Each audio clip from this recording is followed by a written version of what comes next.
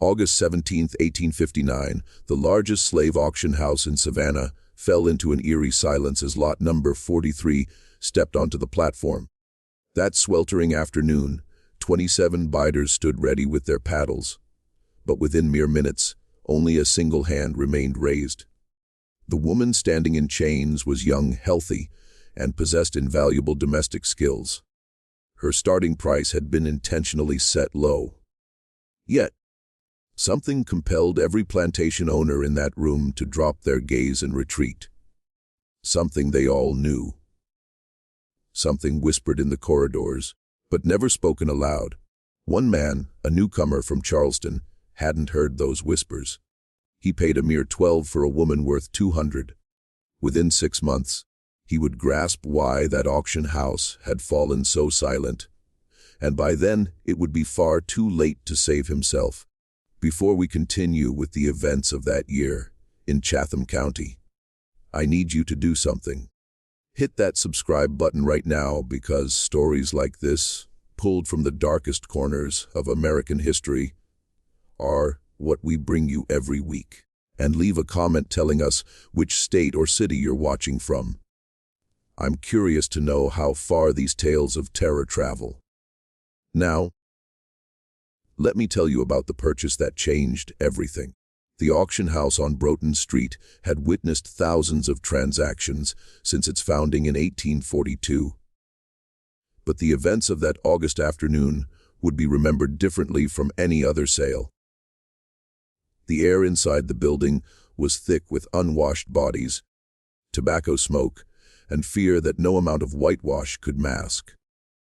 But there was something else that day, something the regular attendees noticed immediately. An unease that made even hardened slave traders shift uncomfortably in their seats. Savannah in 1859 stood as one of the South's most prosperous cities, its wealth built entirely on cotton and forced labor. The city's port handled millions of pounds of the white crop each year, and the surrounding plantations competed fiercely for the most productive workers. Chatham County's soil was rich, its growing season long, and its plantation owners ruthless in their pursuit of profit. Thomas Cornelius Pete had arrived in Savannah 3 weeks before that fateful auction. At 34 years old, he embodied new Southern money, the kind that made old families uneasy. His father had amassed a fortune in Charleston through cotton speculation and died suddenly, leaving Thomas with more wealth than wisdom. Thomas had purchased the old Waverly plantation sight unseen, eager to prove himself among Georgia's planting elite.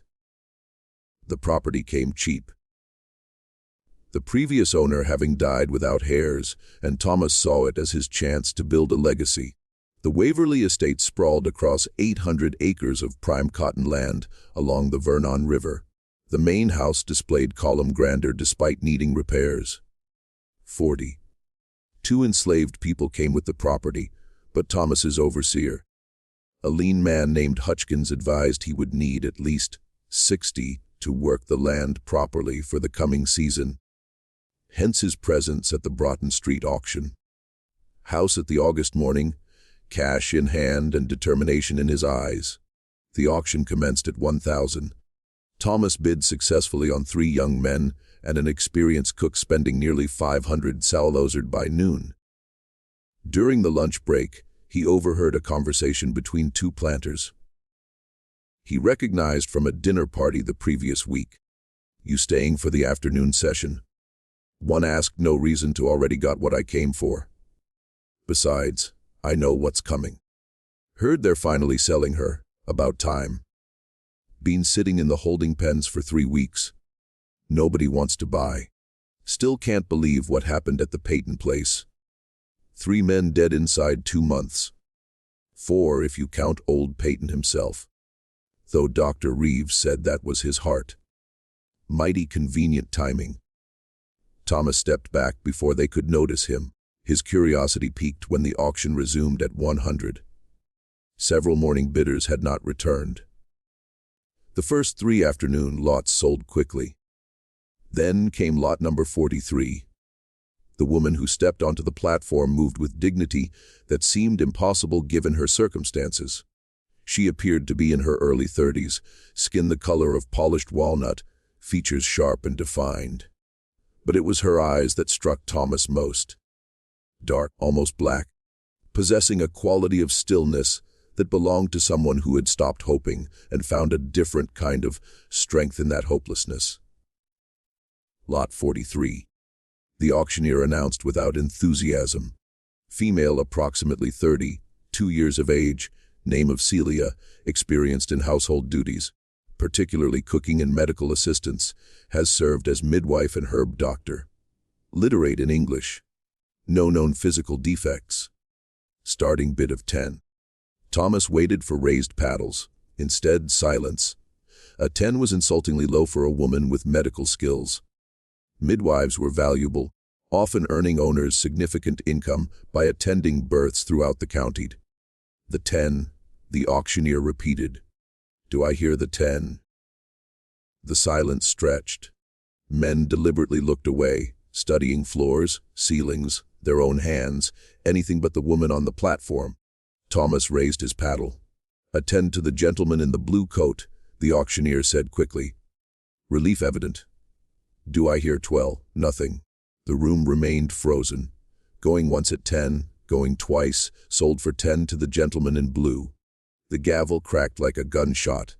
The woman, Celia, turned her gaze toward Thomas for the first time. Her expression didn't change, but something in her eyes shifted. A flicker of recognition or assessment. Then she was led away. After the auction, Thomas approached the office to complete his purchases. When he inquired about Celia's history, the clerk's pen paused briefly before continuing. Came from the Peyton estate. Property was liquidated after Mr. Peyton's death 3 months ago, and her skills are accurately listed. That's what the estate inventory stated. Seems unusual that no one else bid. The clerk looked up briefly. Not my place to question what buyers do or don't do, sir. Your total comes to 26.10 Dove. The journey to Waverly took just over an hour along the river road. As they approached, the main house came into view. A 2-story structure with 6 columns across the front portico, white paint fading in places. Beyond lay the quarters, 2 long buildings, and further still the cotton fields stretching toward the treen in neat rows. When they arrived, Hutchkins organized the new arrivals. The men would join field gangs. The cook would take over the main house kitchen. But when it came to Celia, Hutchkins seemed uncertain. Where do you want this one, Mr. Pete? Thomas considered. She has medical training. We'll use her as midwife. Have her set up in the old overseer's cabin near the quarters. Hutchkins nodded slowly. Yes, sir. Though we already have old patients who tends to such things. Then Celia can assist her. 2 pairs of hands are better than 1. Thomas was about to question Hutchkins's reluctance, when a servant approached informing him that Josiah Crenshaw had arrived to pay respects to the new owner. Thomas recognized the name from the conversation outside the auction house. Crenshaw waited on the front portico, a heavy-set man in his late 50s dressed in casual elegance. After exchanging pleasantries over bourbon, Crenshaw shifted the conversation. I noticed you made some purchases today. Good selections, though I sense you didn't hear all the talk about one particular acquisition. Thomas met his gaze. You're referring to Celia for 10. Did you wonder why no one else bid? The thought crossed my mind. Crenshaw set his glass down carefully. That woman came from the Peyton estate. Dr. Harold Peyton died 3 months ago. Healthy until he wasn't. His nephew inherited and immediately sold everything. Couldn't get away fast enough. He paused. Peyton's death wouldn't have raised eyebrows by itself, but it was what came before and what came before. His overseer, a man named Kelly, dead from brain fever after 2 weeks of raving. Before that, Peyton's driver, Marcus, found dead in the stables with a broken neck. They said kicked by a horse. But Marcus knew horses better than anyone. And before that, Peyton's physician, Dr. Simon Vance, dead from apparent influenza complications. Thomas absorbed this. You're suggesting these deaths are connected. 4 men associated with the Peyton household died within 2 months. And the only common thread was that woman. She prepared medicines, tonics, teas, had access to the main house, the kitchen, the sick rooms. Crenshaw leaned forward, and she had reason. What reason? About 6 months ago, Celia's daughter took ill. Pneumonia.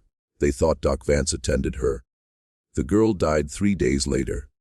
Celia claimed the doctor was drunk, gave wrong treatment, killed her daughter through negligence. She made loud accusations. Peyton had her whipped and confined. Crenshaw finished his bourbon. 2 weeks later, Dr. Vance was dead. Then Marcus, then Kelly, then Peyton. That could be coincidence. Could be. But that woman has knowledge of herbs and plants that goes deeper than most.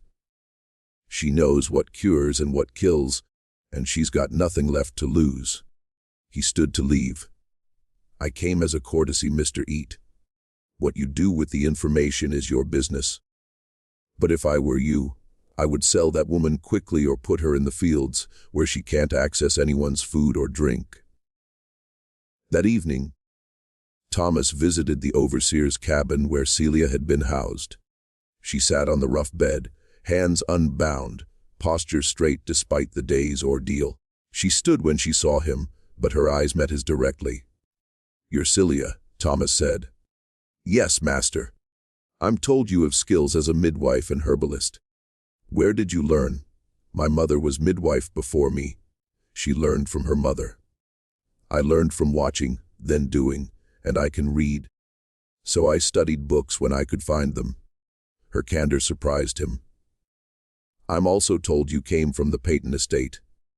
There were several deaths there. People die, master. That's the one certain thing in this world, indeed. But the timing caused some talk. White folks always talk, especially when they don't understand something. And what didn't they understand?" Celia said nothing for a long moment.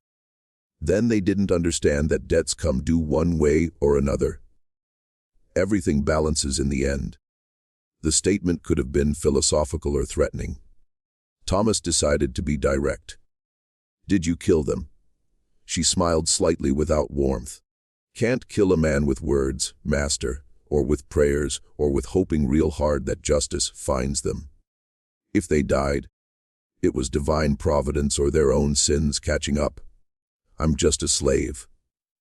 Don't have the power to do anything but what I'm told. You'll work as midwife here, tend to the sick, deliver babies, prepare medicines as needed under old patients' supervision." "Yes, master and Celia.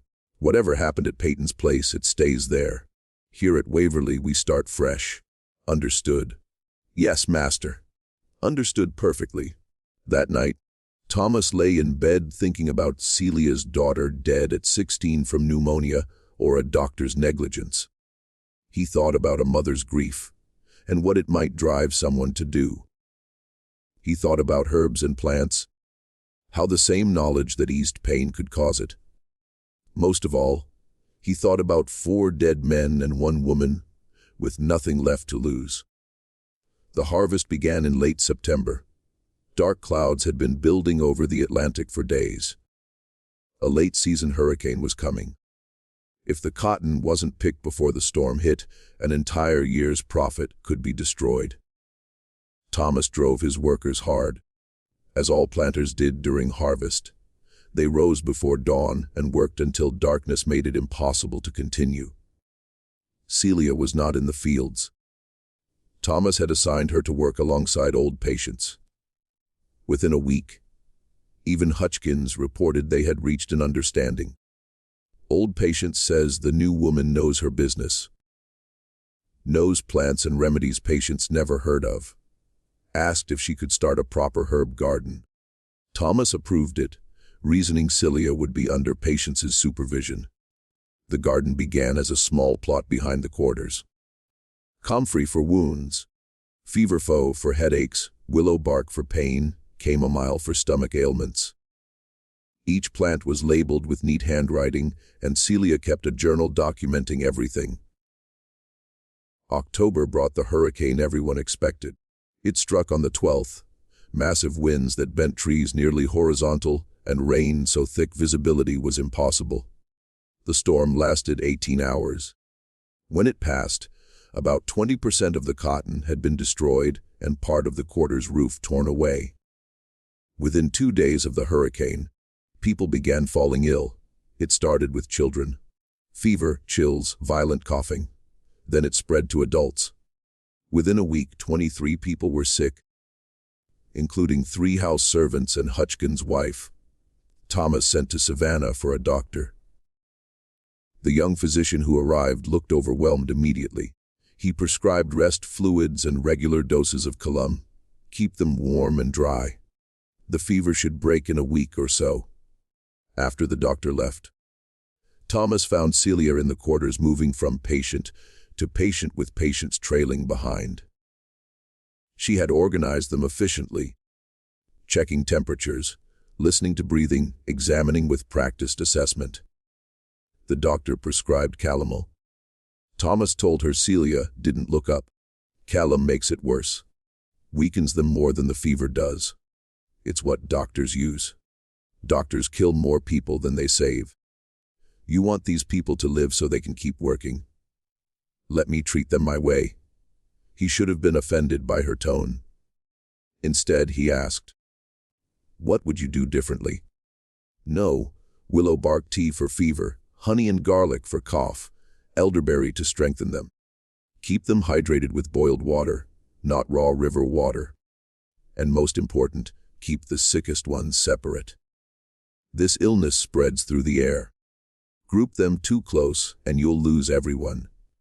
It went against conventional wisdom, which held that diseases arose from bad air rather than spreading person to person.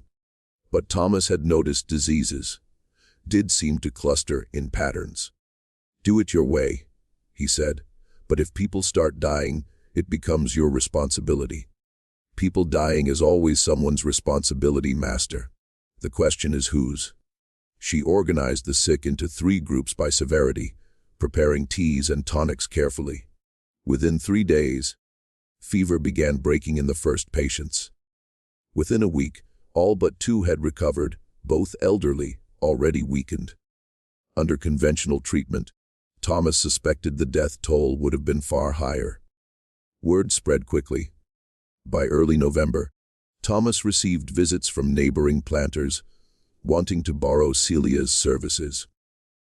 He agreed, partly for neighborly relations, and partly because the fees brought additional income.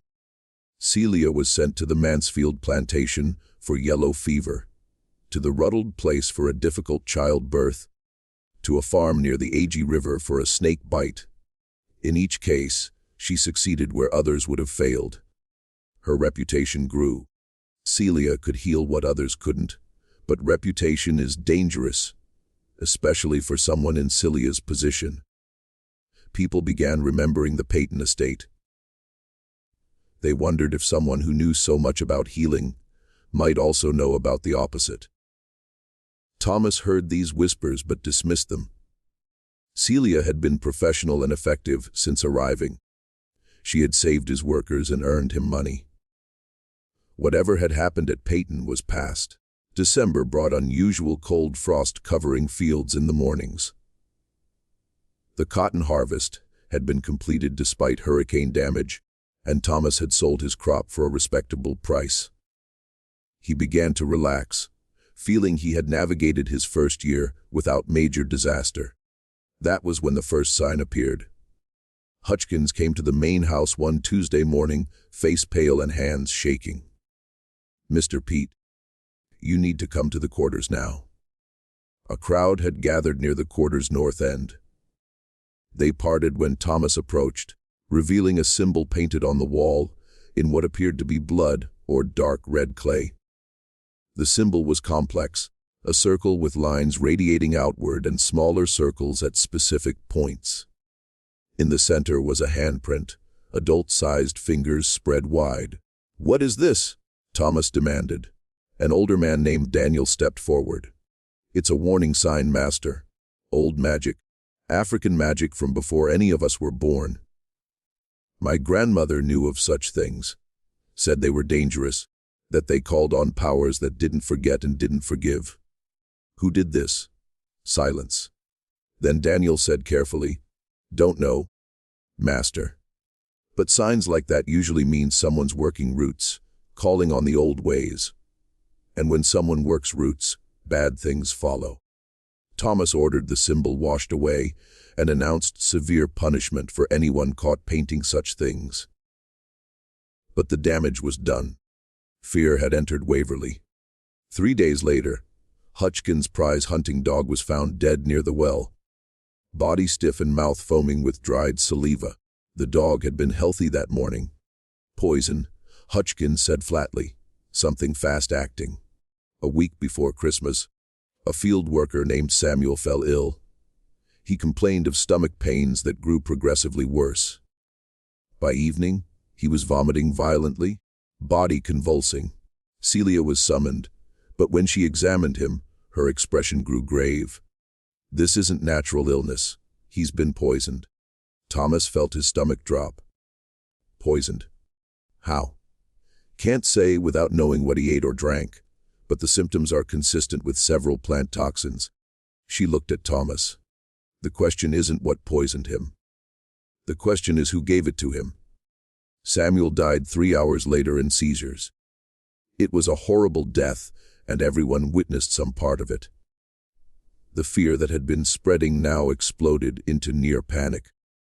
Thomas ordered an investigation, questioning everyone near Samuel that day. The results were frustratingly inconclusive. Samuel had eaten from the communal pot, drunk from the well. He had no known enemies. There was no apparent reason for anyone to want him dead. Unless, Thomas thought with growing dread, Samuel wasn't the intended target.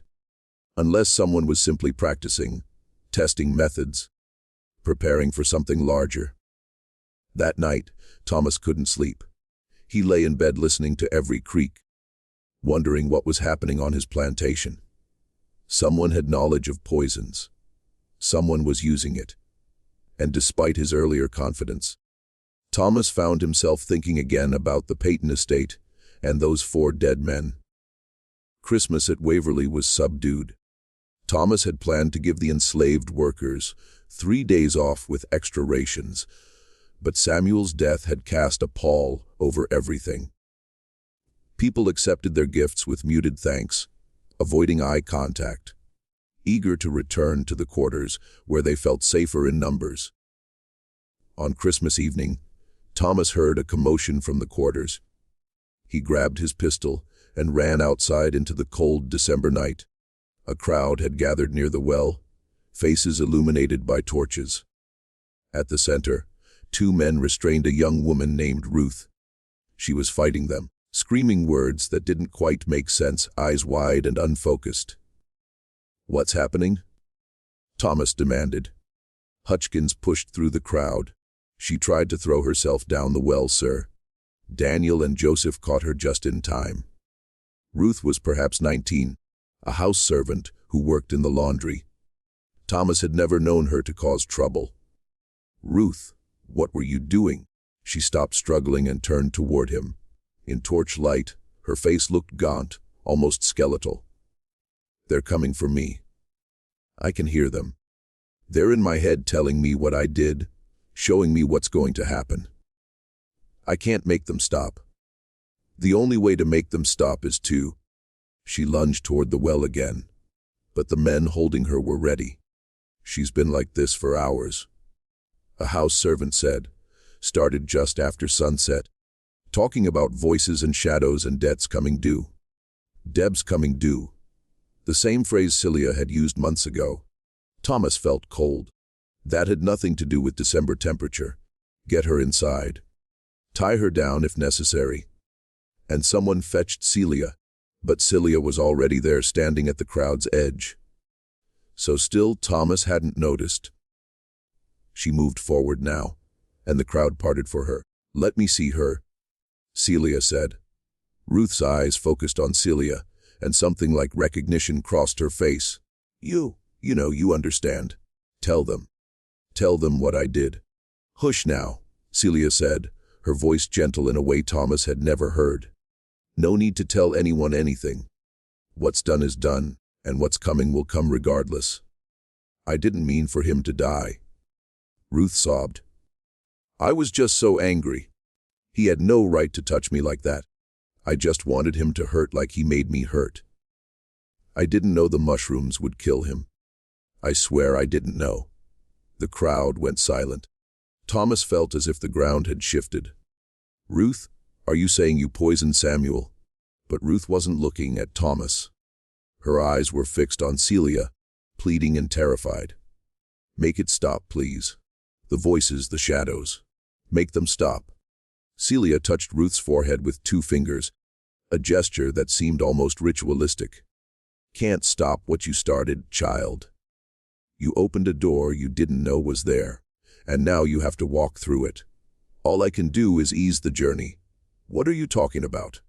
Thomas demanded. What door? Celia ignored him. She produced a small bottle from her pocket, uncorked it, and held it to Ruth's lips. Drink this. It'll calm the voices, quiet the shadows. You'll sleep, and when you wake, you'll be at peace. Ruth drank obediently. Within minutes, her struggling ceased. Her eyes closed. Her breathing became slow and regular. The men carried her to an empty cabin to be watched, and the crowd dispersed slowly, whispering. Thomas grabbed Celia's arm before she could leave. What did you give her?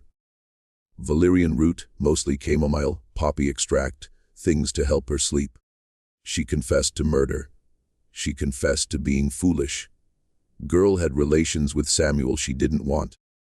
Got some mushrooms she thought would make him sick. Teach him a lesson. Didn't realize the ones she picked were deadly. Easy to mistake if you don't know what you're looking for. Celia pulled her arm free. Now she's eaten up with guilt. Seeing things that aren't there. Hearing voices that don't exist. Mind can do terrible things when it's breaking under the weight of what it's done. You seem to know a great deal about minds breaking. Celia met his gaze steadily. I know about guilt, master. Know about what it does to people, how it twists them up inside until they can't tell what's real and what's not. I know about debts and how they come due in ways people don't expect. She walked away, leaving Thomas with more questions than answers and a growing certainty that he was in far deeper water than he had realized. Ruth died 2 days later. Still sleeping, she simply stopped breathing during the night peacefully by all accounts. Celia examined her and declared it heart failure brought on by extreme distress. The death was ruled natural. Though several workers whispered that Ruth had been allowed to die, that Celia's medicine had been something other than valerian. Thomas didn't know what to believe. Ruth had confessed to Samuel's murder, which should have brought clarity. But instead it had only deepened the mystery. How had an ignorant girl known which mushrooms to use? Where had she learned about plant toxins? The answer came slowly as Thomas observed Celia more carefully. She wasn't just a healer. She was something older and more complex. Snorts, a keeper of knowledge that predated American slavery, carried across the ocean in the memories of stolen people. She knew herbs, not just from books, but from generations of accumulated wisdom, passed mother to daughter in secret. And she was teaching others. Thomas began to notice patterns. Women who had been sick would spend time with Celia and emerge different, more confident, more knowing. Ruth had been one of those women. January brought bitter cold in an ice storm that coated everything in crystal. The plantation operation slowed to a crawl. During this forced confinement, Thomas finally took action. He should have taken months earlier. He broke into Celia's cabin while she was away treating Hutchkin's wife. The cabin was meticulously organized. Dried herbs hung from ceiling beams. Each bundle labeled bottles and jars lined shelves. A worked-held mortar, pestle measuring spoons, a small scale. But there was more. Hidden beneath the bed, Thomas found a wooden box wrapped in cloth. Inside were notebooks, pages covered with Celia's writing, medical notes mostly, but interspersed were other entries written in a different tone. Thomas read one dated October 15th, 203 sick, 21 saved. The power to heal is the power to choose who lives. They don't understand this.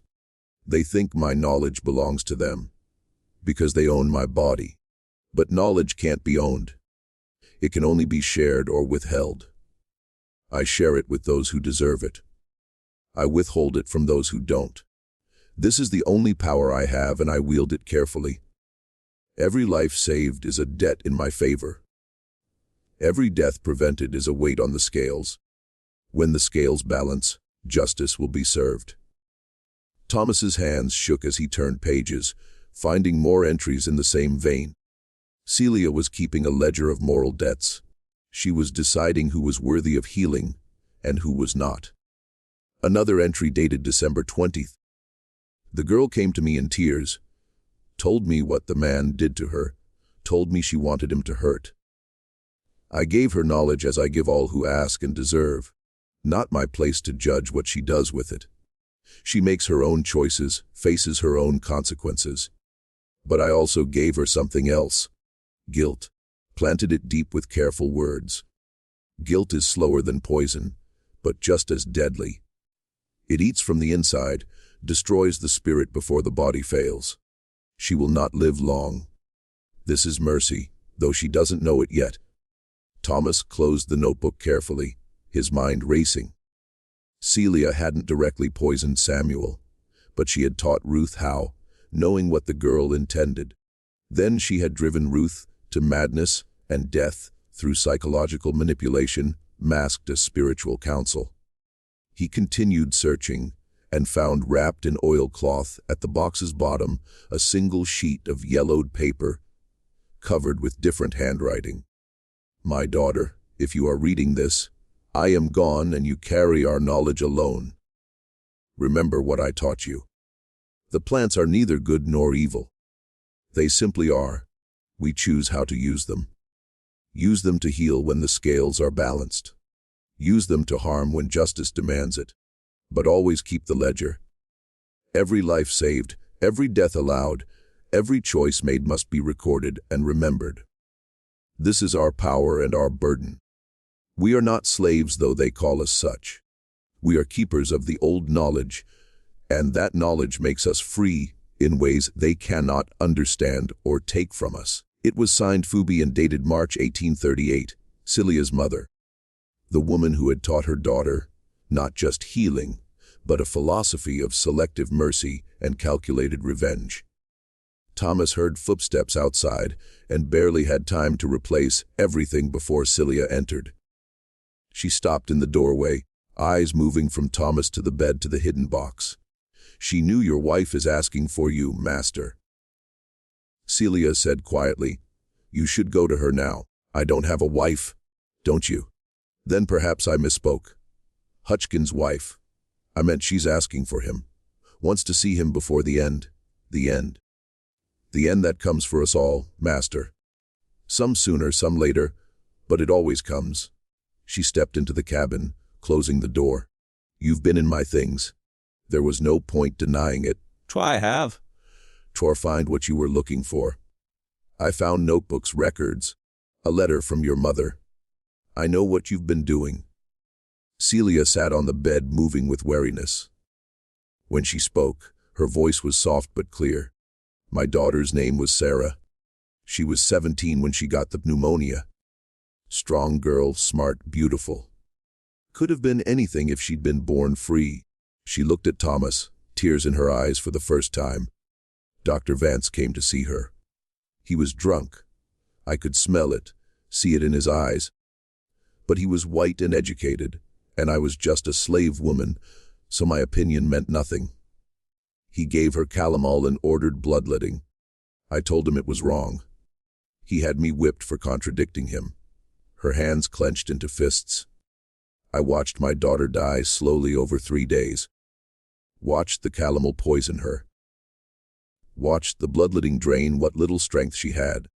She died in agony calling for me, and I couldn't help because they had tied me up in the barn to teach me respect for white medicine. "I'm sorry," Thomas said and meant it. Sorry doesn't balance the scales, Master. Sorry doesn't bring her back or punish the man who killed her through negligence and pride. So I did what I had to do. Dr. Vance died from what looked like influenza complications, but it wasn't influenza. It was foxglove carefully administered over weeks in doses small enough to mimic heart problems. Marcus died because he helped hold me down for the whipping. Kelly died because he laughed while they beat me. And Peyton died because he owned us all, because he created the system that let my daughter die. While I watched helplessly, she stood facing Thomas directly. "I'm not sorry for any of it. They deserved what they got. And if that makes me a murderer in your eyes, then so be it. But I'm also the woman who saved 21 people during the outbreak. I'm the woman who's delivered 37 babies in the past year, losing only 2. The scales balance, Master. That's all I'm trying to do. Balance the scales." Thomas felt trapped between horror and something like admiration. What Celia had done was murder, cold and calculated, but she had also saved countless lives. Was she a monster or a healer? Could she be both? What about Ruth? Ruth came to me for help. I gave her knowledge.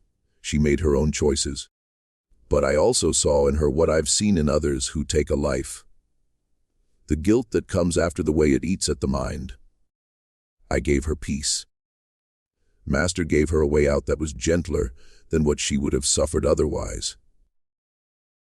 And Hutchkins's wife Celia's expression was neutral. Everyone dies eventually, Master. The question is when and how and whether they deserve their fate. She paused. Hutchkins was overseer at Peyton's place before he came here. He supervised my whipping. Held the rope himself. You didn't know that, did you? Thomas felt his stomach drop. No, he's not a bad man. Just following orders. But my daughter died while I hung in that barn, and he's part of that chain. So yes, his wife is going to die. Not quickly, not obviously, but inevitably. Call it murder if you want. I call it justice. The cabin seemed darker, though the candle burned as brightly. Thomas realized he stood at a crossroads. He could report what he knew, try to have Celia arrested, but he had no proof beyond notebooks that could be interpreted as philosophical musings. And if he moved against her, who would care for Waverly's sick? What happens now? Thomas asked. That depends on you, Master. You can try to stop me, but you won't succeed. Too many people depend on me. Trust me. Move against me and you'll have a rebellion. Or you can look the other way. Let the scales balance themselves and benefit from my skills. Your workers will be healthier, your profits higher. All it costs is your conscience and the lives of a few men who probably deserve what they get. And if one of those men is me. Celia tilted her head. Considering, are you guilty of anything, Master? Have you harmed someone who didn't deserve it? Killed someone through negligence or cruelty? Because if you haven't, you have nothing to fear from me. I don't punish the innocent. I only balance the scales. Thomas thought about his treatment of the people he owned. By slave-holding society standards. He was decent, but he was still a master. Still participating in a system built on human bondage. In Celia's eyes, did that make him guilty? The Waverly plantation came to you from the previous owner. Celia said softly. Did you ever wonder how he died? Thomas's mouth went dry. Natural causes. That's what I was told he did. Heart failure from years of hard living. I had nothing to do with it. I wasn't here yet. But when Peyton's estate was liquidated, I knew where I would end up. Word travels among slaves faster than among masters. I knew Waverly was being sold to a new owner from Charleston. I knew you were young, inexperienced, ambitious.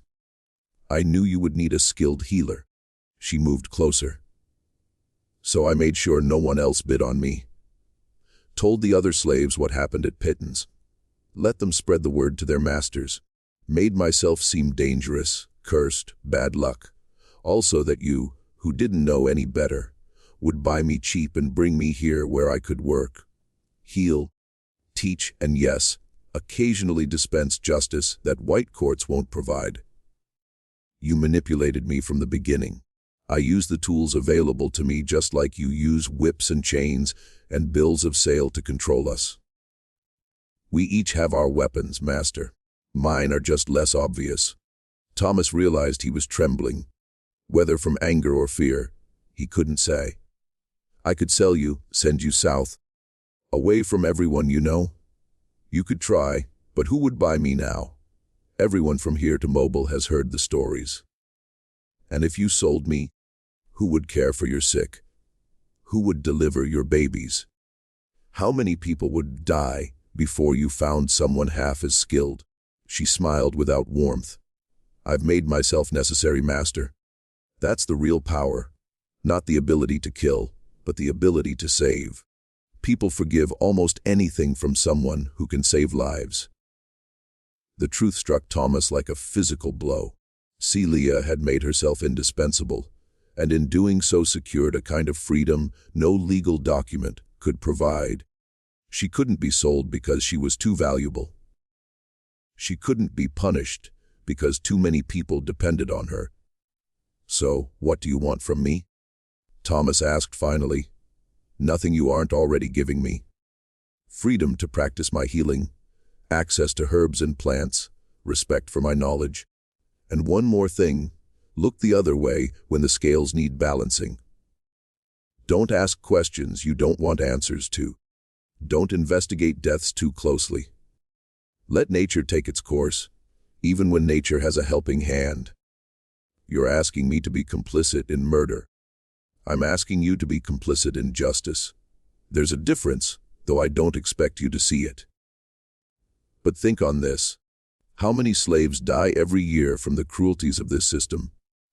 How many are whipped to death, worked to death, bred like animals, sold away from families, and how many masters ever face punishment?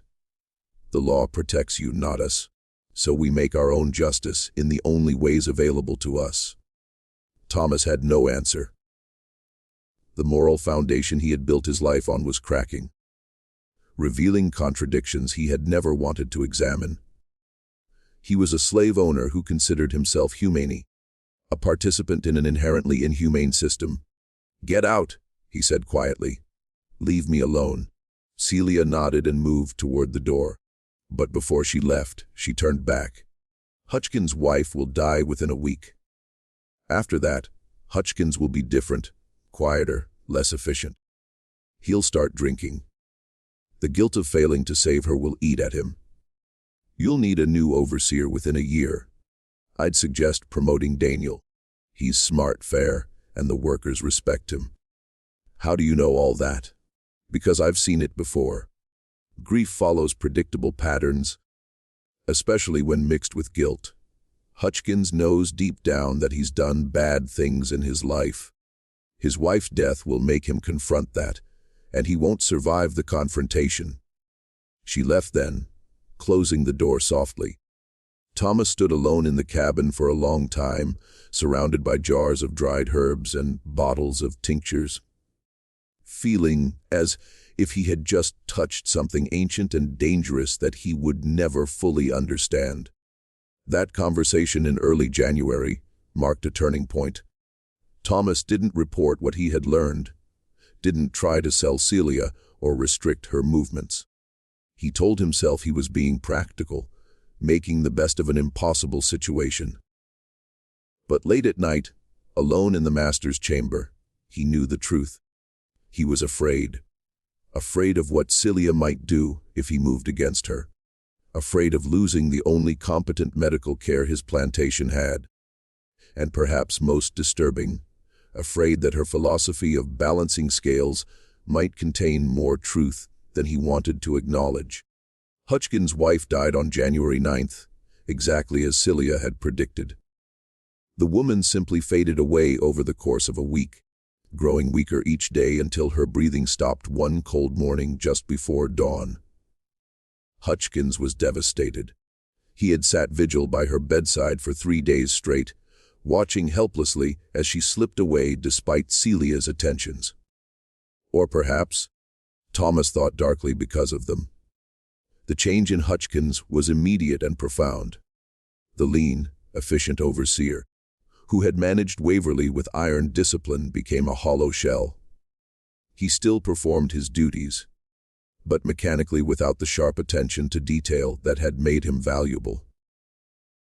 He began drinking heavily, starting with a glass of whiskey at noon, and continuing throughout the afternoon until he was barely coherent by evening. Thomas tried to address it several times, but Hutchkins would just stare at him with red-rimmed eyes and say, "She shouldn't have died, Mr. Pete. She was only 43, strong as an ox until she wasn't. Doesn't make sense. None of it makes sense." By February, Hutchkins was useless as an overseer. Thomas had no choice but to promote Daniel, just as Celia had suggested. Daniel accepted the promotion with quiet dignity and proved surprisingly effective at managing the other workers. He was firm but fair, respected rather than feared, and production actually increased under his supervision. Celia's influence continued to grow.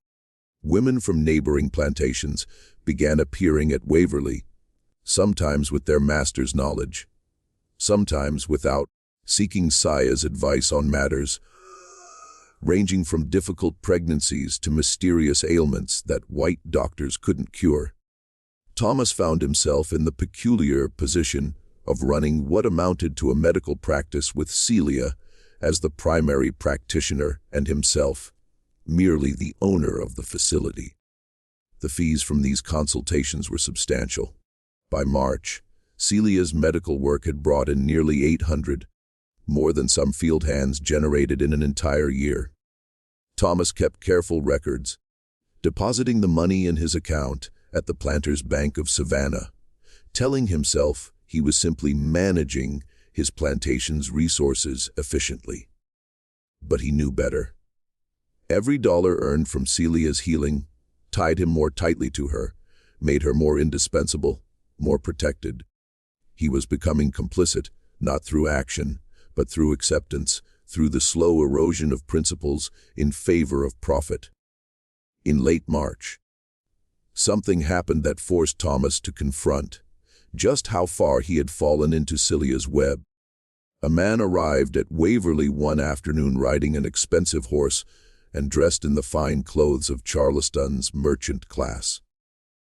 His name was Robert Peyton, and he was the nephew of the late Dr. Harold Peyton, the man who had owned Celia before Thomas. Thomas received him in the main house parlor, offering bourbon and the careful courtesy that Southern hospitality demanded, but Peyton waved away the drink and got straight to his purpose. "Mr. Pete, I understand you purchased a woman named Celia at auction last August. I want to buy her from you." Thomas felt his stomach tighten. "Celia is not for sale. She's a valuable worker, essential to my plantation's operations. I'll pay 5 times what you paid." 60 point. Still no. Peyton leaned forward, his expression hardening. "Let me be direct. That woman murdered my uncle and 3 other men. I have no proof that would stand up in court, but I know it as surely as I know my own name. She's dangerous, Mr. Pete. Every day you keep her here, you're putting yourself and everyone on this plantation at risk. Those are serious accusations without evidence." "Evidence?" Peyton laughed bitterly. "My uncle died 3 months after that woman's daughter passed. His overseer, his driver, his personal physician, all dead within weeks of each other. You call that coincidence? I call it unfortunate timing. People die, Mr. Peyton. It's the nature of life. Don't patronize me. I've done my research. I know about the outbreak here last October, how 23 people fell ill and she saved most of them. I know about the field hand who died of poisoning in December. I know about a girl named Ruth who threw herself down a well or tried to right before Christmas. And I know Hutchkins' wife just died last month. Peyton's voice dropped. See a pattern yet? Thomas felt cold spreading through his chest. When laid out like that, the deaths did form a pattern, but he kept his voice steady. Celia saved 20 people during that outbreak. She's delivered dozens of healthy babies. She's the best medical practitioner in Chatham County, and I'm not selling her to satisfy your vendetta against someone you blame for your uncle's death. You're a fool. Peyton stood abruptly. My uncle was a fool too. He thought he could control her, could use her skills while ignoring the danger. He's dead now. His overseer is dead. Everyone close to him is dead. How long do you think before she decides you're next on her list? I appreciate your concern, but my answer is final. Celia stays at Waverly. Peyton stared at him for a long moment, then shook his head slowly. When you end up like my uncle, don't say you weren't warned. That woman is a plague, Mr. Pete. And plagues don't stop until they've consumed everything in their path. After Peyton left, Thomas stood on the portico, watching the man ride away. His hands were shaking, not from anger, but from the creeping realization that Peyton was right. Thomas was in danger. He had known it since finding Celia's journals, since understanding what she was capable of. But hearing it confirmed by someone else made it real in a way it hadn't been before. That evening, Thomas did something he had been avoiding for months. He went through his plantation records systematically, documenting every death and illness since Celia's arrival. The pattern Peyton had mentioned became even clearer when written down. Samuel dead from poisoning in December, but Celia had been treating him days before for a minor injury. Ruth driven to madness and death after confessing to Samuel's murder with Celia present at her breakdown. Hutchkins' wife wasting disease that Celia treated for months, always keeping her alive just long enough to extract maximum suffering from Hutchkins. And there were others Thomas hadn't considered. An elderly field hand who had died in his sleep in November. Natural causes, everyone said. But the man had been in perfect health the day before. A house servant who had fallen down the main house stairs in January, breaking her neck. An accident, surely, but the servant had complained to Thomas about Celia just days earlier, saying the herb woman frightened her. 5 deaths in 6 months, possibly more if Thomas expanded his search to include less obvious cases. But balanced against that were the 21 saved during the outbreak, the 37 successful births, the countless minor ailments treated and cured. Celia's ledger was working exactly as she had described. Lives saved, lives taken, the scales constantly balancing. The question Thomas couldn't answer was where he fell on those scales. Was he guilty in Celia's eyes? Had he done something or failed to do something that warranted a death sentence? He treated his slaves better than most masters, didn't he? He provided adequate food, shelter, medical care. He rarely used the whip. He didn't separate families unnecessarily. But he was still a master. He still owned human beings. He still profited from their forced labor. In Celia's philosophy of absolute justice, was that enough to condemn him? Thomas began taking precautions. He stopped eating food prepared by the house servants, unless he watched it being made from start to finish. He locked his bedroom door at night and kept a loaded pistol on his bedside table. He avoided being alone with Celia whenever possible. He inspected everything she sent to the main house. Tonics, herbs, teas, looking for signs of tampering, though he had no idea what those signs would look like. But he didn't send her away, didn't sell her, didn't restrict her movements, didn't even confront her about Peyton's visit, because doing so would be admitting he was afraid, and a master who showed fear to his slaves had already lost the battle for control. April brought warming weather and the beginning of planting season for the next cotton crop. The fields needed to be prepared, seed sound, irrigation ditches cleared. It was demanding work that required every able body on the plantation, and Thomas threw himself into it with an intensity that bordered on obsession.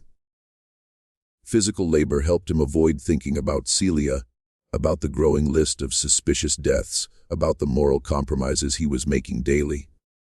But Celia wouldn't let him forget. On April 15th, Thomas woke to find something on his doorstep, a small cloth bundle tied with twine. Inside were dried herbs he didn't recognize and a folded piece of paper. The handwriting was Celia's, "For your health, master. Steep 1 spoonful in hot water each morning. It will ease the tension you carry and help you sleep better at night. Consider it a gift from someone who wishes you no harm, as long as you continue to deserve none." The message was clear. Celia knew about his precautions, his fears, his avoidance of her, and she was telling him in her own way that he was safe for now. The conditional clause at the end was the real message. As long as you continue to deserve none. Thomas stared at the herbs for a long time. Was this a genuine offer of help? A medicinal tea that would actually ease his anxiety? Or was it a test? A way to see if he would trust her enough to consume something she had prepared? Or worse, was it the first step in a slow poisoning? Something that would take months to kill him while appearing completely natural. He threw the herbs into the fireplace and watched them burn, the smoke carrying a bitter, acrid smell. That night he slept with his pistol loaded and his door barred. But the gesture had achieved its purpose. Thomas was now constantly aware that Celia knew his routines, his fears, his weaknesses. She had access to his bedroom door. She could leave things for him to find. The message was unmistakable. If she wanted him dead, he would be dead. The fact that he was still alive meant she had chosen to let him live. The power dynamic had completely reversed. Thomas was the master in name only. Celia was the one who decided who lived and who died on Waverly Plantation. The situation deteriorated further in early May. Hutchins, who had been steadily drinking himself to death since his wife's passing, finally succeeded. Thomas found him in the old overseer's cabin, the same cabin where Celia had once lived with an empty bottle of laudanum on the table beside him.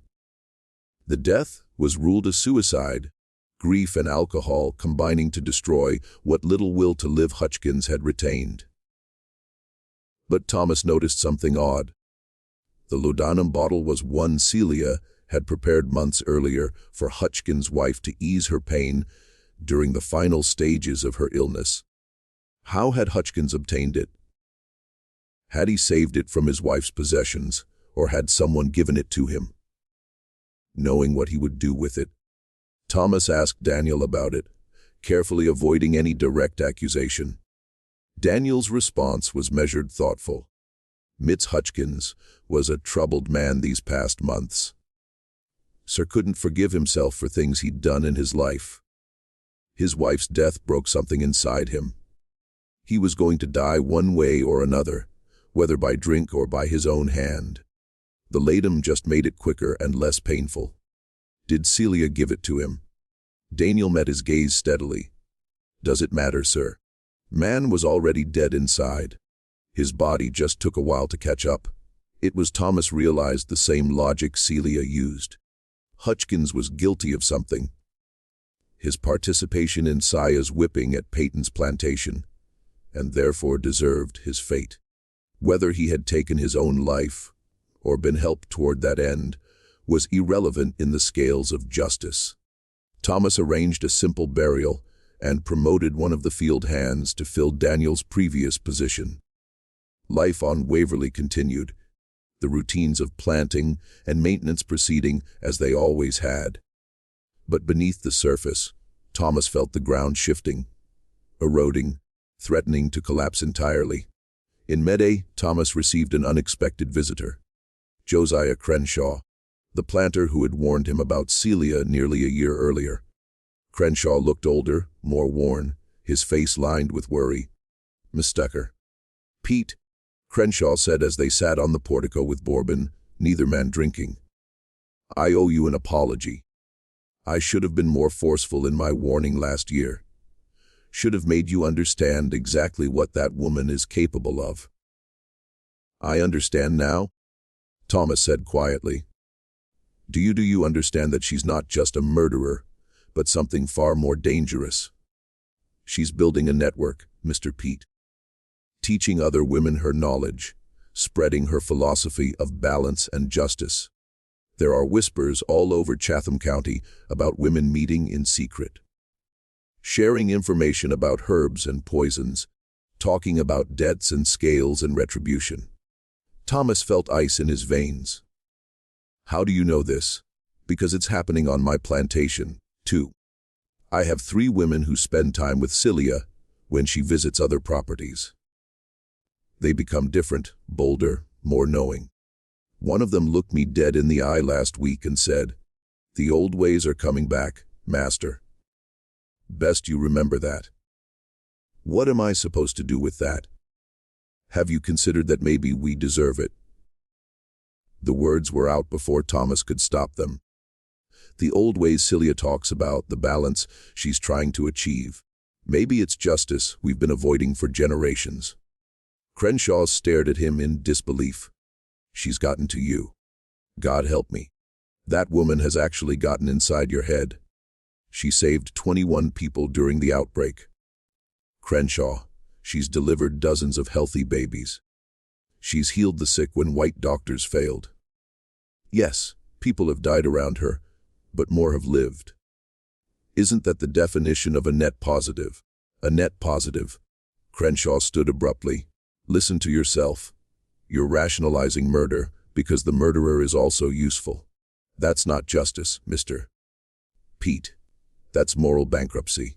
He left without another word, and Thomas sat alone on the portico as evening fell, wondering when exactly he had crossed the line from reluctant acceptance to active defense of Celia's actions.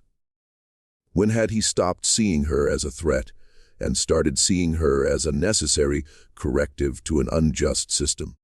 The answer, he realized with growing horror, was that he had been moving toward this position since the moment he found her journals. Every day he didn't act against her. Every death he rationalized away. Every life she saved that he benefited from. All of it had been slowly eroding his moral foundation until he had become what Crenshaw accused him of being: complicit.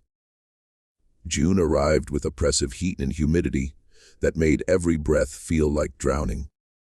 The cotton plants were growing well, but the weather also brought sickness, fever, dysentery, heat, exhaustion. Celia worked tirelessly, moving from one patient to another. Her herb garden now expanded to include dozens of medicinal plants. Thomas watched her work and saw, perhaps for the first time, the full complexity of what she was. She was a murderer, yes, but she was also a healer who genuinely cared about the people she treated. She was a philosopher with a coherent moral system, however terrible its implications. She was a teacher passing on knowledge that predated slavery and would outlast it. She was an agent of justice in a world that provided no legal recourse for people like her. And she was, Thomas finally admitted to himself, the most remarkable person he had ever met. The realization should have terrified him more than it did. On June 23rd, Celia came to the main house and requested to speak with Thomas privately. It was the first time she had initiated such a meeting since their confrontation in her cabin 6 months earlier. They sat in the study, the door closed, the late afternoon sun streaming through the windows. Celia looked tired but composed, her hands folded in her lap. "I'm going to tell you something, Master, and I need you to listen without interrupting. Can you do that?" Thomas nodded. "There's a man coming here tomorrow. His name is Benjamin Lell. He owns a rice plantation on the Og River. You may remember him from the auction where you bought me.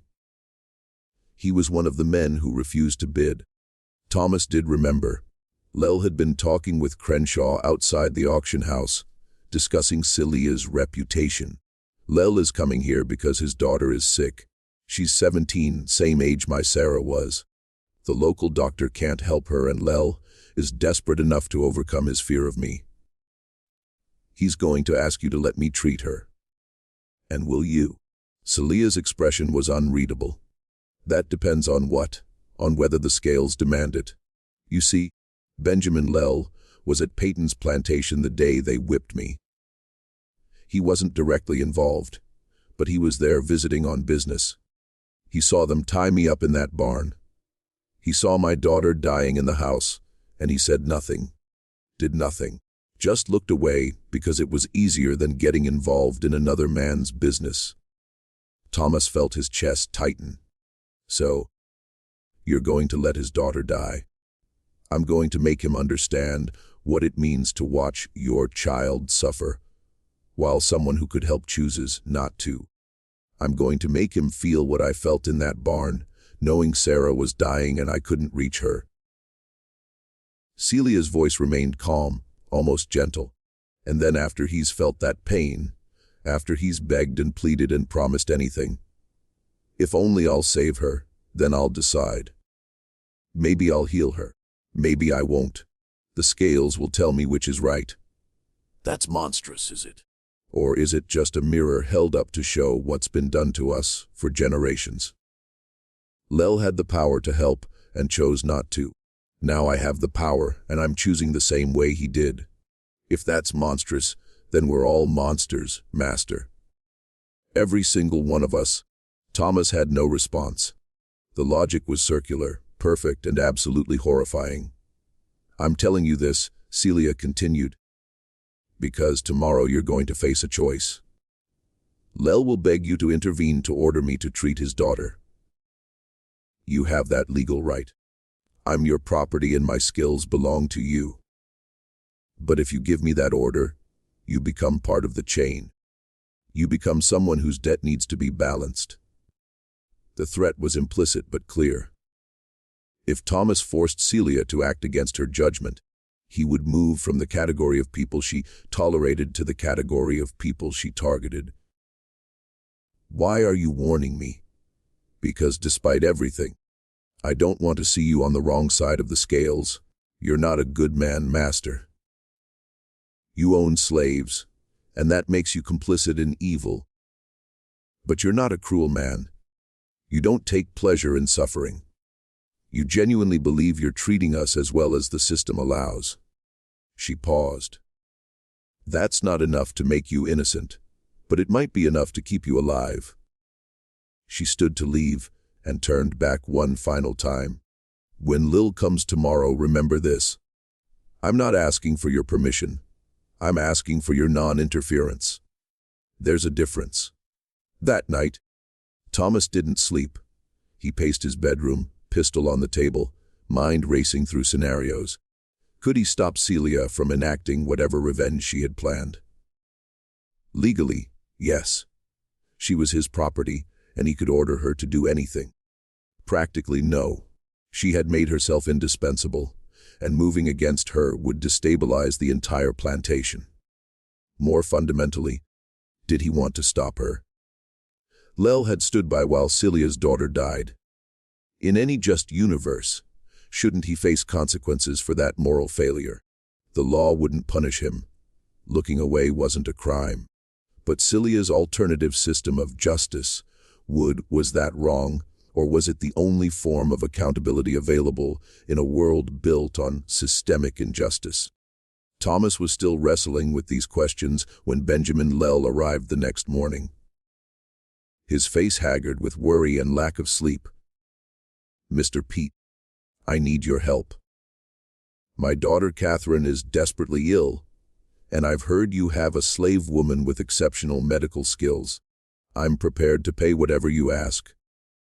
But please let her come examine Catherine. Thomas looked at the desperate father, and saw with terrible clarity what Celia had seen a year ago in the barn at Peyton's plantation. A man begging for help that might not come, helpless in the face of forces beyond his control. "I'll send," Thomas said slowly. "But I can't promise she'll agree to treat your daughter. She makes her own decisions about which patients to accept. But you're her master. You can order her." "I can, but I won't if you want her help. You'll have to ask her yourself, and you'll have to live with whatever decision she makes." When Celia arrived, Lel's desperation overcame his pride. He actually knelt before her, tears streaming down his face. "Please, she's only 17. She's done nothing wrong. Whatever you need, whatever you want, I'll give it. Just save my daughter." Celia looked down at him with an expression Thomas couldn't read. "Tell me, Mr. Lel, do you remember visiting the Peyton plantation last summer?" Lel's face went pale. Yes, I was there on business." "Do you remember what you saw in the barn? Please, do you remember?" Celia's voice was sharp now, cutting. "Yes." Lel whispered. "I remember. I saw them whipping you. I saw your daughter in the house. Heard her crying. I wanted to say something. But it wasn't my place. It wasn't my business. You looked away. You chose the comfort of non-involvement over the difficulty of doing what was right. You let my daughter die without speaking a single word in our defense. I'm sorry. God help me. I'm sorry.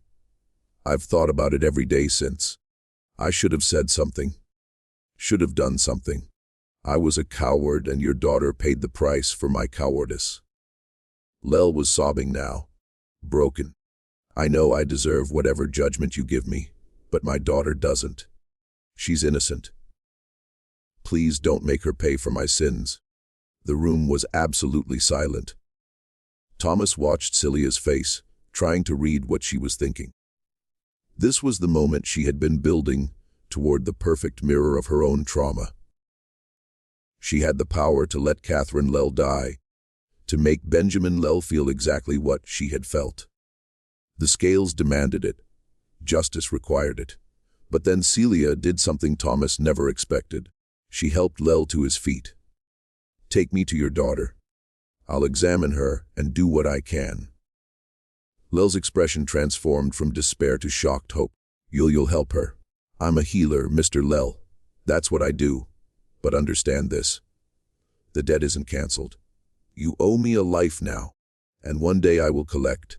Maybe not today, maybe not this year, but someday the scales will balance. And when that time comes, you will pay what you owe. Lel nodded frantically.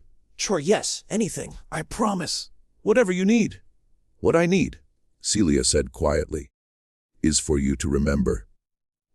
Remember what it feels like to be helpless.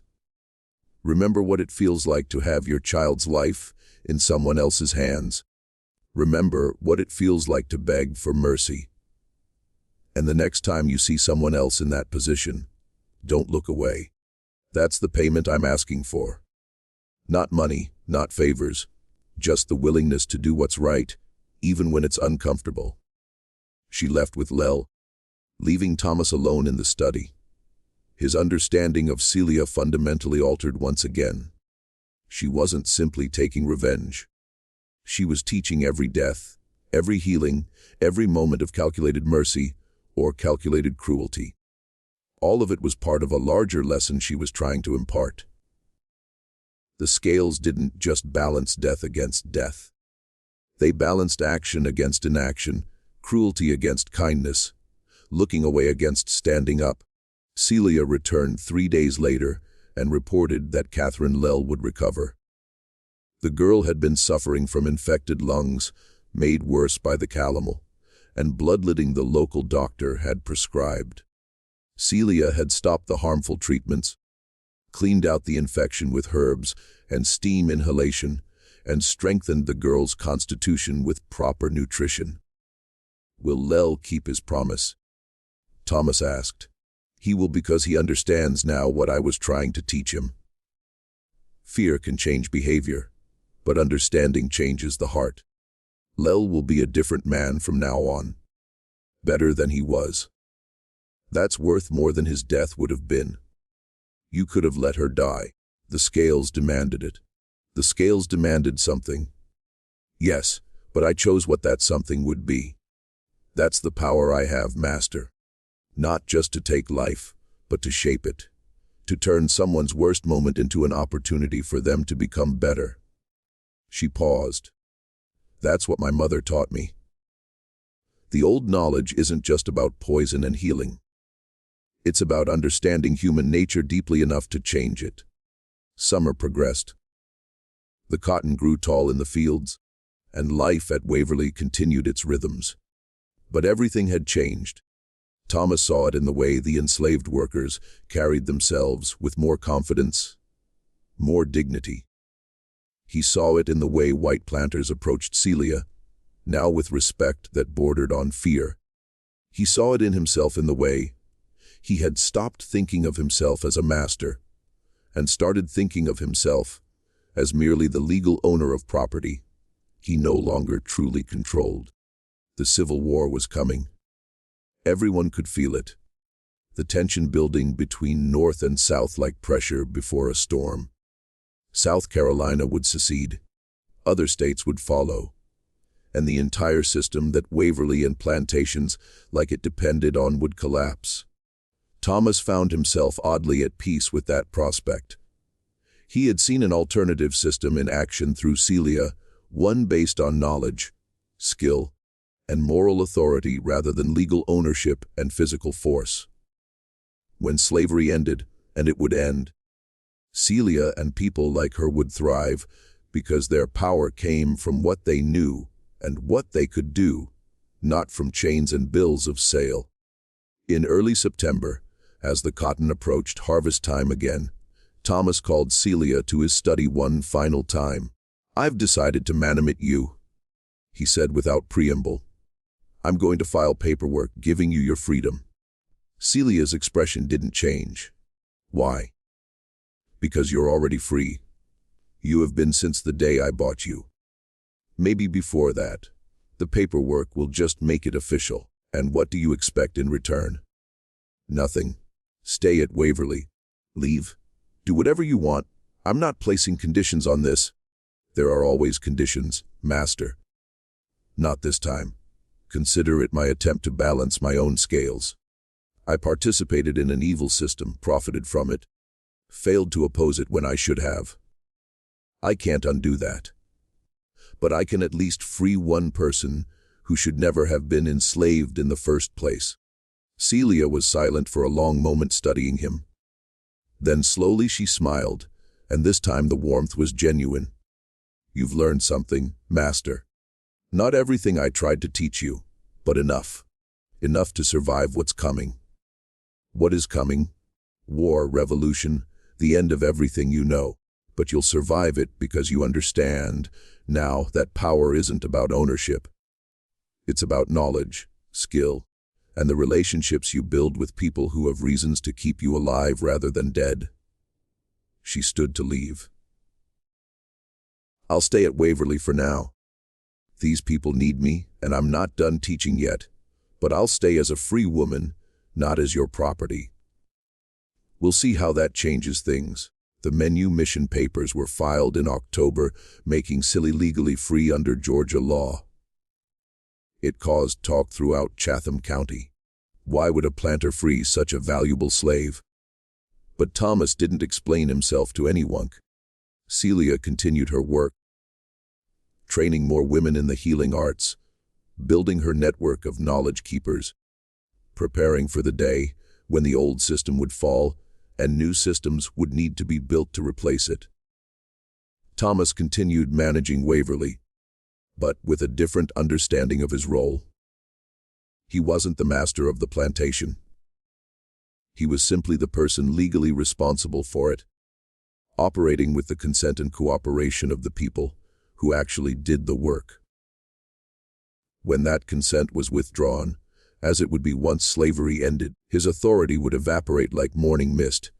The last entry in Thomas Pete's diary, dated December 31st, 1859, read, "I bought Celia for $12 and thought I had gotten a bargain.